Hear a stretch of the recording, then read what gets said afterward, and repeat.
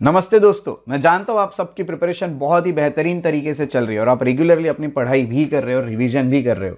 आज हम इस वीडियो में 10th की एनसीईआरटी को शुरू करने वाले हैं, जो कि ज्योग्राफी की एनसीईआरटी है, जिसमें हम first chapter that is resources and development को पढ़ेंगे और उसमें से हम सबसे मेन टॉपिक पढ़ने वाले that is types of resources. ये जो टॉपिक होगा इसमें हम बहुत सारे कंसेप्ट जो उन्हें यहाँ पे हम डिस्कस करने वाले हैं। जैसे आपको ये बता दूं कि अलग अलग टाइप्स ऑफ रिसोर्सेस उन्हें क्लासीफाई कैसे किया गया है, क्लासिफिकेशन में क्या क्या है, हर चीज़ हम यहाँ पे डिटेल में डिस्कस करेंगे। उसी के साथ साथ एक चीज़ याद रखिएगा कि मेरे लेक्चर के साथ साथ जितने भी रिसोर्सेज के नाम आने वाले, कंसेप्ट्स के नाम आएंगे, उनको शॉर्ट में अपने नोट्स में लिखते हुए चलिएगा। तो अपने साथ कॉपीज और अपने पेन्स जो है वो रेडी रखिएगा। और आज से आप 10th की एनसीईआरटी को पढ़ रहे हो तो एक नई शुरुआत आप करने जा रहे हो, इसको रेगुलरली कंप्लीट हमें करना है। तो चलिए आज के लेक्चर को शुरू करते हैं, which is on resources and development. चलिए हम सबसे पहले देख लेते कि हमें कौन कौन से टॉपिक्स डिस्कस करना है। तो आज के इस वीडियो में हम डिस्कस करेंगे सबसे पहले ये जो चैप्टर नंबर 1 है 10th के क्लास के एनसीईआरटी का, इसका इंट्रोडक्शन। उसके बाद हम टाइप्स ऑफ रिसोर्सेज पढ़ेंगे। टाइप्स ऑफ रिसोर्सेज को जो है उसको अलग अलग बेसिस पे उसके टाइप्स निकाले जाते हैं। जैसे आपको बता दूं, ऑन बेसिस ऑफ ओरिजिन एक हो गया, जिसमें हम बायोटिक और अबायोटिक फैक्टर पढ़ेंगे। एक हो गया ऑन बेसिस ऑफ एग्जॉस्टिबिलिटी, जिसमें हम रिन्यूएबल और नॉन रिन्यूएबल सोर्सेज पढ़ेंगे। एक हो गया ऑन बेसिस ऑफ ओनरशिप, जिसमें हम इंडिविजुअल ओनरशिप या कंपनी ओन्ड या फिर नेशनल ओन्ड ऐसे कुछ रिसोर्सेज पढ़ेंगे।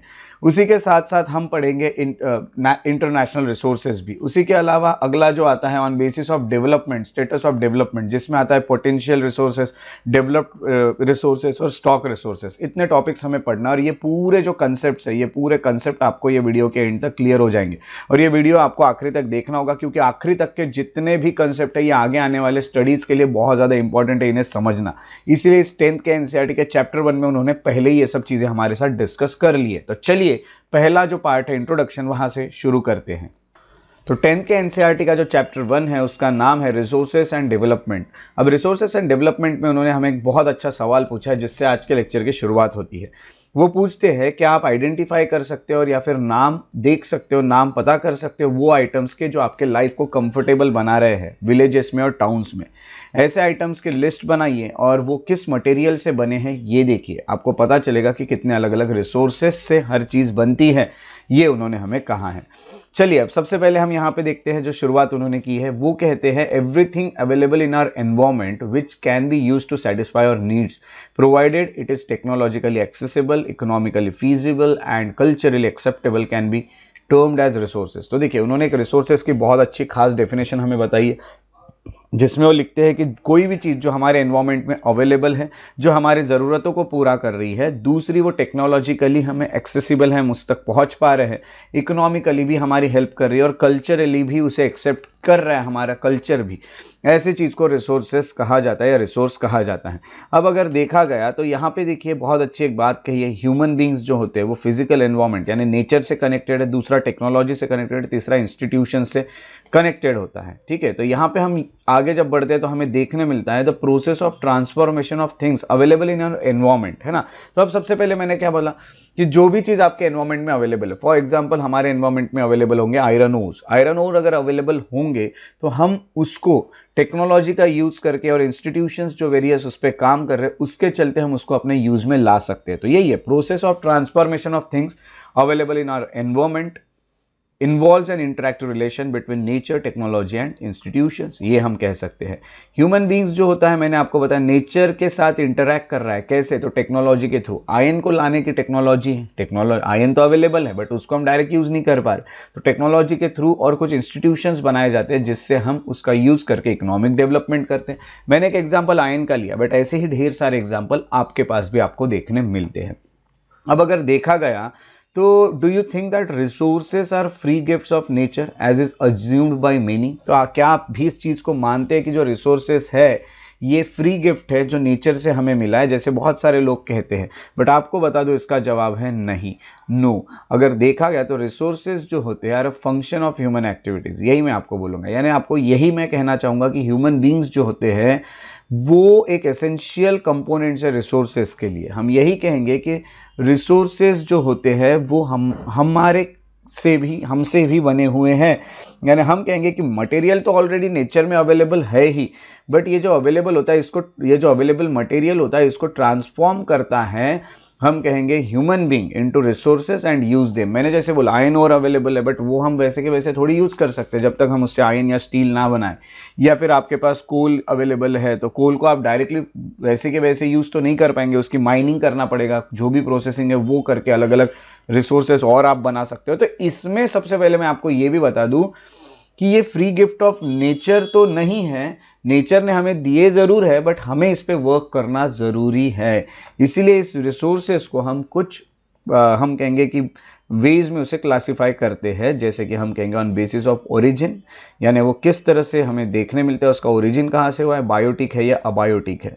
ऑन बेसिस ऑफ एग्जॉस्टिबिलिटी, यानी वो एग्जॉस्ट होंगे या नहीं, इसमें आते हैं रिन्यूएबल और नॉन रिन्यूएबल।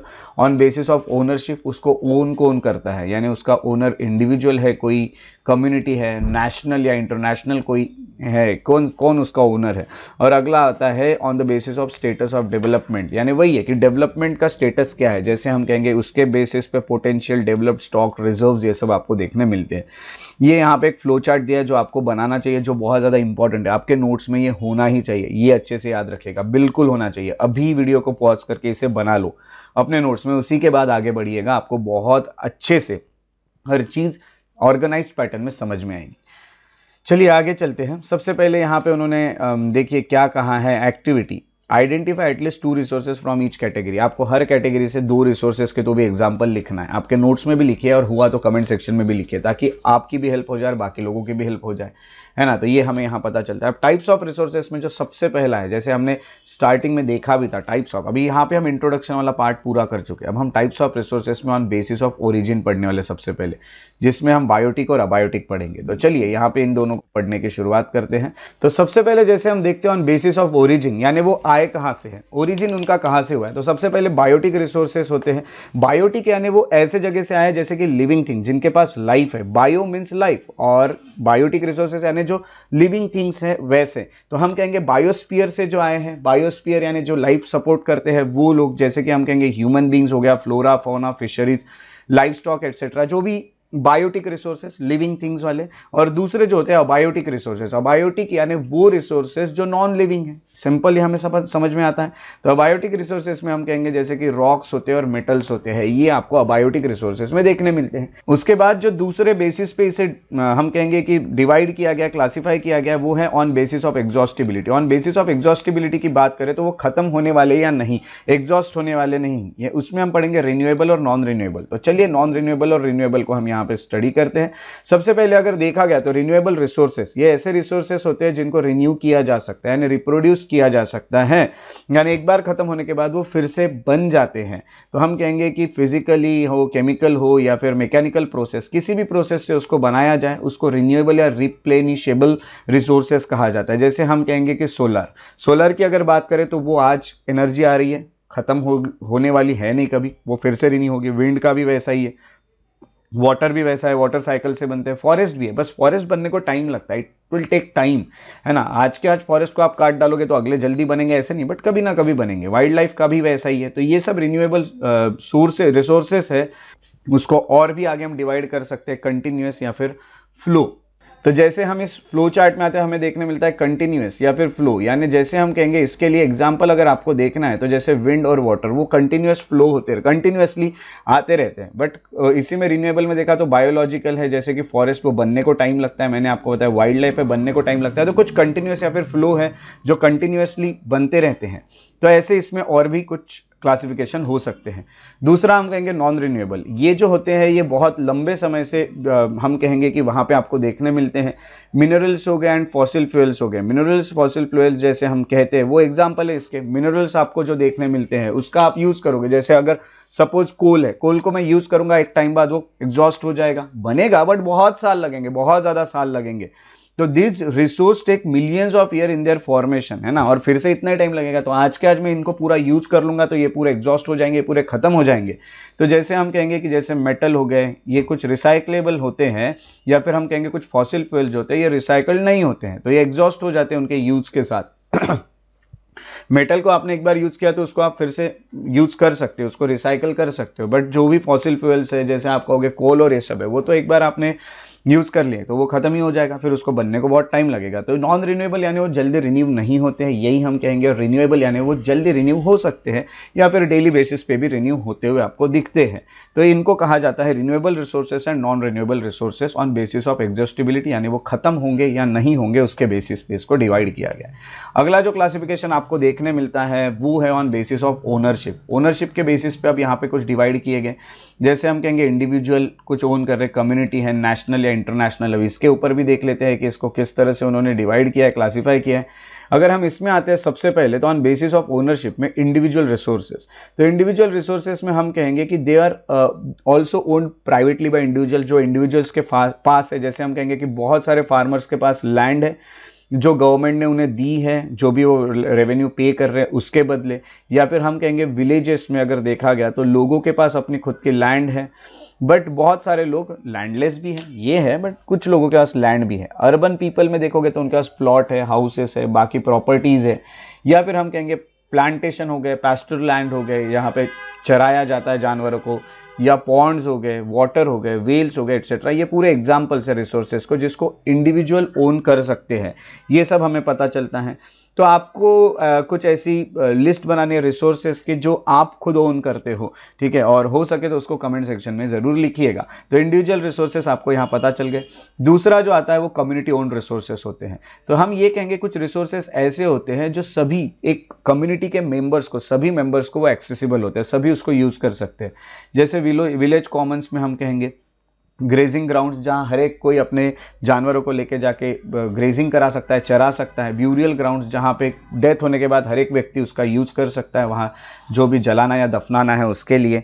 उसके अलावा हम कहेंगे कि विलेज पॉन्ड्स हो गए, ये पॉन्ड्स एट्सेट्रा, ये सभी के लिए अवेलेबल होते हैं। उसी के साथ साथ आपको पब्लिक पार्क्स देखने मिलते हैं, पिकनिक स्पॉट्स देखने मिलते हैं, प्लेग्राउंड्स देखने मिलते हैं शहरों में।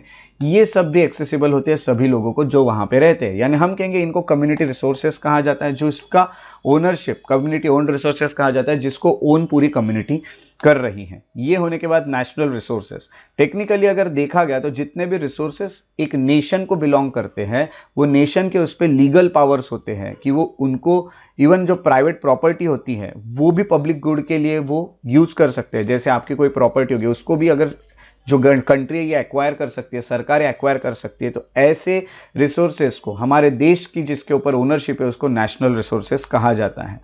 देखा गया तो आपने रोड्स देखे होंगे, कैनल्स देखे होंगे, या फिर हम कहेंगे रेलवेज देखे होंगे जिसको कंस्ट्रक्ट किया जा रहा है, उनके भी फील्ड पे जो किसी इंडिविजुअल की एक टाइम पे रहा करती थी, गवर्नमेंट ने ये प्रोजेक्ट्स के लिए उसको एक्वायर कर लिया किसी से। तो यही है कि उसका अधिकार है गवर्नमेंट का ऐसा करने का, यानी देश का ऐसा अधिकार है।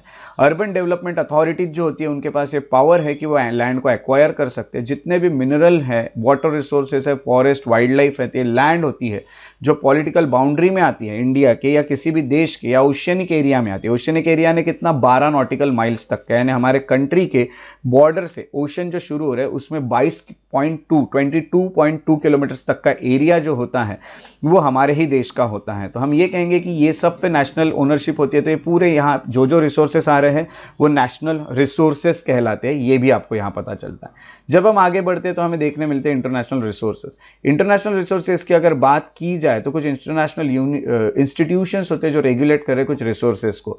जैसे ओशियनिक रिसोर्सेस जो है वो 200 माइल्स कोस्ट लाइन से, किसी भी कंट्री के हम कहेंगे कि कोस्ट लाइन से वो 200 नॉटिकल माइल्स तक जब पहुंच जाते हैं, है ना, तो ये ओपन ओशन बन जाते हैं। तो किसी भी इंडिविजुअल कंट्री उसको यूटिलाइज नहीं कर सकती है, और हम कहेंगे कि किसको पूछे बिना, तो इंटरनेशनल इंस्टीट्यूशंस को पूछे बिना। तो इंटरनेशनल इंस्टीट्यूशंस आपको ये पता चल गया बियॉन्ड 200 नॉटिकल माइल्स वो इंटरनेशनल रिसोर्सेज में आते हैं।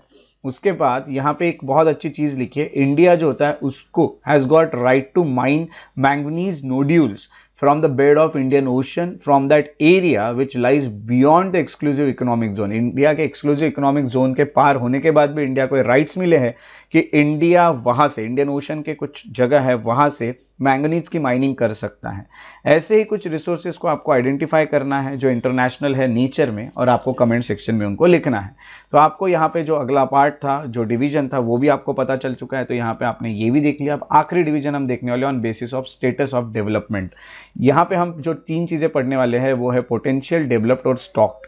अब यहाँ पे जब हम आते हैं तो हमें ये देखने मिलता है कि स्टेटस ऑफ डेवलपमेंट का स्टेटस कैसा है उस रिसोर्सेज का, उसके बेसिस पे भी उसको डिवाइड किया गया है। सबसे पहले पोटेंशियल रिसोर्सेज जो आपको किसी भी रीजन में देखने मिलते हैं but have not been utilize, but उसको अब तक यूटिलाइज नहीं किया है। ठीक है, आपको देखने मिल रहा है किसी भी रीजन में, अब तक यूटिलाइज नहीं हुआ है। फॉर एग्जांपल हम कहेंगे western part of India, particularly Rajasthan और गुजरात जो है, वहाँ पे ऐसे काफ़ी सारे आपको देखने मिलते हैं, जैसे जहाँ पे बहुत ज़्यादा पोटेंशियल है for the development of wind and solar energy, but so far these have not been develop properly, है ना। यहाँ पे बहुत ज़्यादा पोटेंशियल है, यानी पोटेंशियल वहाँ पे है कि सोलर और विंड एनर्जी पे वहाँ पे पूरा ही सब कुछ चल सकता है, बट उतना उसको डेवलप नहीं किया गया, तो उसको पोटेंशियल रिसोर्सेज कहा जाता है। अगला आता है डेवलप्ड रिसोर्सेज जो सर्वे किए गए, उनकी क्वालिटी देखी गई, क्वांटिटी देखी गई, वो सब देखने के बाद ये पता चला कि उसका यूज़ हो सकता है और वहाँ पे डेवलपमेंट भी किया। तो हम यही कहेंगे कि the development of resources depends on technology and level of feasibility, है ना। तो यही है, तो उनको डेवलप्ड रिसोर्सेज कहा जाता है, जिनका सर्वे भी हो गया है, क्वालिटी भी पता है, क्वांटिटी भी अच्छी ये पता है, और उसका यूज करना भी हम शुरू करने वाले हैं या शुरू कर दिया है, डेवलप्ड हो चुके हैं, तो उनको डेवलप्ड रिसोर्सेज कहा जाता है। तीसरा जो आता है वो है स्टॉक यानी क्या, मटेरियल जो है एनवायरमेंट में which have potential to satisfy human needs, है ना। तो ऐसे मटेरियल जिसमें ये पोटेंशियल है, जिसमें एक क्षमता है कि वो ह्यूमन बींग्स की जो नीड्स होती है उसे सेटिस्फाई कर सकता है, but human beings do not have the appropriate technology to access this, है ना। बट ह्यूमन बींग के पास आज तक वो टेक्नोलॉजी नहीं है कि वो उसे एक्सेस कर सके। इनको स्टॉक कहा जाता है। For example water is a compound of 2 gases, हम कहेंगे हाइड्रोजन एंड ऑक्सीजन। हाइड्रोजन जो होता है उसको can be used as rich resource of energy, ये हम जानते हैं, but we do not have advantage technical know how to use it, but हमें ये नहीं पता कि उसका यूज कैसे किया जाता है ना, फॉर दिस पर्पज। हेंस इसको स्टॉक करके हम कंसिडर करते हैं, यानी वो स्टॉक में अब तक उसको हमने यूज नहीं किया है। आखिरी आपको एक पॉइंट बता रहा हूँ, रिजर्व वाला। रिजर्व ये स्टॉक में ही आता है। रिजर्व देखिए, स्टॉक का सबसेट है रिजर्व। स्टॉक को और कैटेगराइज करोगे तो फिर नीचे उसके रिजर्व आता है। रिजर्व ये सबसेट होते हैं स्टॉक के, which can be put in to use with the help of existing technology know how. हम उसके जो एग्जिस्टिंग टेक्नोलॉजी उसके चलते हम उसको यूज़ तो कर रहे हैं, बट उसका यूज जो है वो अब तक शुरू नहीं हुआ है। हम एग्जिस्टिंग टेक्निकल जो भी हमारे पास हेल्प है उससे हम उसे यूज करने वाले हैं, कर सकते आगे, बट अब तक उसे यूज नहीं किया है। अगला आपको एक छोटा सा टर्म बता रहा हूँ, रिजर्व्स, जो कि आपको स्टॉक का ही सबसेट देखने मिलता है। जैसे स्टॉक है ना, जिसको अब तक हमने यूज नहीं किया, यूटिलाइज नहीं कर पा रहे, वैसा ही रिजर्व होता है। अब रिजर्व में क्या होता है, रिजर्व उसका सबसेट है स्टॉक का, which can be put in to use with the help of existing technical know how. हमारे पास टेक्नोलॉजी है कि हम उसको यूज करके उसका यूज कर सकते हैं, उस रिसोर्सेस का, उन रिसोर्सेस का, बट हमने अब तक ऐसा नहीं किया है, तो उनको रिजर्व्स कहा जाता है। तो this can be use for meeting future requirement. हमने उसको जानबूझ के बचा के रखा है ताकि आगे जब जरूरत पड़ेगी तब हम उसे यूज करेंगे। रिवर वाटर जो होता है उससे हाइड्रो इलेक्ट्रिक पावर बनाए जा सकते हैं, बट प्रेजेंटली हम अब इसको it is being utilize only to a limited extent, है ना। तो हम उसको आगे के लिए रखना चाह रहे हैं, या जो भी है वो हम कह सकते हैं, तो उसको ज़्यादा यूज़ हम कर नहीं रहे हैं। दस the water in the dam forest is a reserve which can be used in future. तो हम आगे उसे फ्यूचर करके यूज़ कर सकते हैं। तो आपको एक लिस्ट बनानी है स्टॉक और रिजर्व की रिसोर्सेज जो आप जानते हैं, आपके लोकल एरिया में जो पाए जाते हैं उनके बारे में। तो ये सब चीज़ें आपको करनी है इस एनसीईआरटी से, और आपको कमेंट सेक्शन में ये चीज़ें लिखनी है। तो यहाँ पे आते हैं फिर से हम इस टॉपिक पे। हमने सबसे पहले इंट्रोडक्शन देखा, फिर हमने टाइप्स ऑफ रिसोर्सेज देखे, उनको हमने ऑन बेसिस ऑफ ओरिजिन बांट लिया। बायोटिक क्या होता है ये देख लिया, बायोटिक क्या होता है, अबायोटिक क्या होता है ये देख लिया।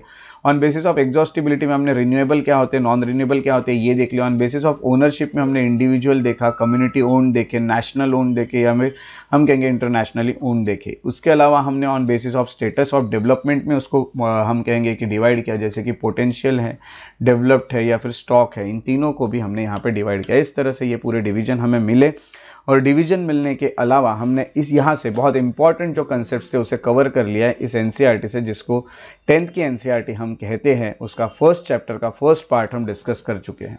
अगले वीडियो में हम आगे का पार्ट करेंगे जिसमें हम डेवलपमेंट ऑफ रिसोर्सेज पढ़ेंगे। काफ़ी अच्छे एनसीईआरटी और बहुत इंपॉर्टेंट एनसीईआरटी है, ये आपको यहाँ पे पता चलता है।